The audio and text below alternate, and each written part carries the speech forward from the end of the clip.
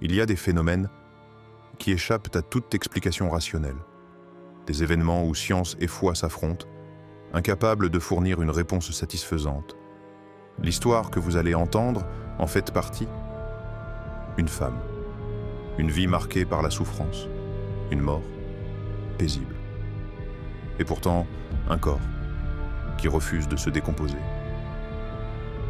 Un mystère que ni les médecins, ni les biologistes, ni les historiens ne peuvent expliquer. Voici l'histoire du corps incorrompu de Sainte Joséphine Bakhita, une énigme qui intrigue croyants et sceptiques depuis des décennies. Le Soudan, en 1869, un pays vaste, brûlé par le soleil, ravagé par les conflits et la traite des esclaves. Dans un petit village, une fillette grandit dans une famille modeste, entourée de l'amour des siens. Elle ne sait pas encore qu'elle est sur le point de vivre l'enfer. Un matin, alors qu'elle joue près de sa maison, des hommes armés surgissent. Elle n'a pas le temps de fuir. On l'attrape, on la ligote, on l'arrache aux siens. Elle ne reverra plus jamais sa famille. Son prénom, elle l'a oublié. Sous la brutalité des coups, sous la violence des chaînes, elle a perdu jusqu'à son identité. Ses ravisseurs lui donnent un nom, Bakhita. Cela signifie la chanceuse, un nom qui sonne comme une ironie cruelle. Elle a 7 ans lorsqu'elle est vendue pour la première fois, puis une deuxième fois, une troisième fois, une quatrième fois. Chaque maître est plus impitoyable que le précédent. On la bat, on la prive de nourriture, on la traite comme un objet. À 13 ans, on lui inflige l'une des tortures les plus atroces imaginables. Son corps est scarifié au couteau, des dessins gravés dans sa chair. On verse du sel sur ses plaies pour que les cicatrices ne disparaissent jamais. Elle hurle, mais personne ne l'écoute. Elle perd tout espoir.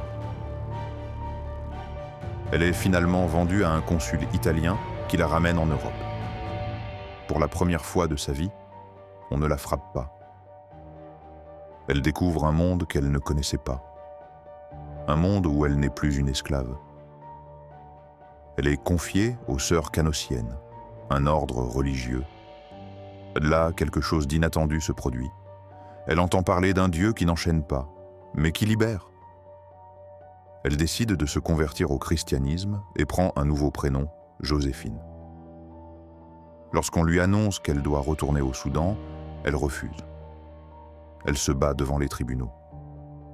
Et en 1890, elle obtient sa liberté. Elle choisit alors de consacrer sa vie aux autres. Elle devient religieuse. Elle consacre plus de 50 ans à aider les pauvres, les malades, les enfants abandonnés. Elle ne parle jamais de vengeance. Elle ne nourrit aucune haine contre ceux qui l'ont fait souffrir. Au contraire.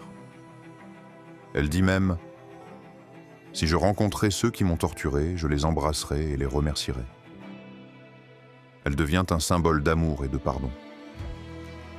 Et en 1947, à l'âge de 78 ans, elle s'éteint paisiblement.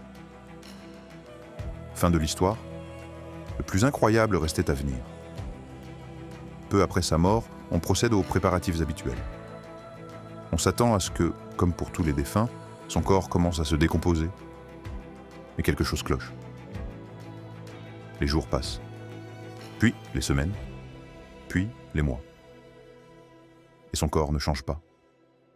Sa peau reste intacte, ses traits restent paisibles. Aucune rigidité cadavérique, aucune trace de putréfaction.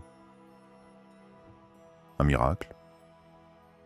Les scientifiques se penchent sur le phénomène. Ils cherchent des explications rationnelles. Une conservation artificielle?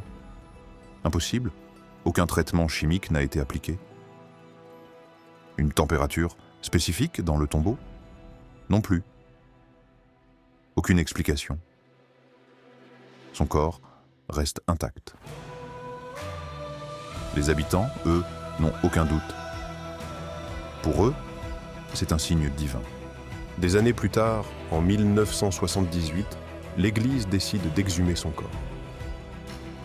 Lorsqu'on ouvre le cercueil, l'incroyable se confirme. Son corps est toujours là, préservé.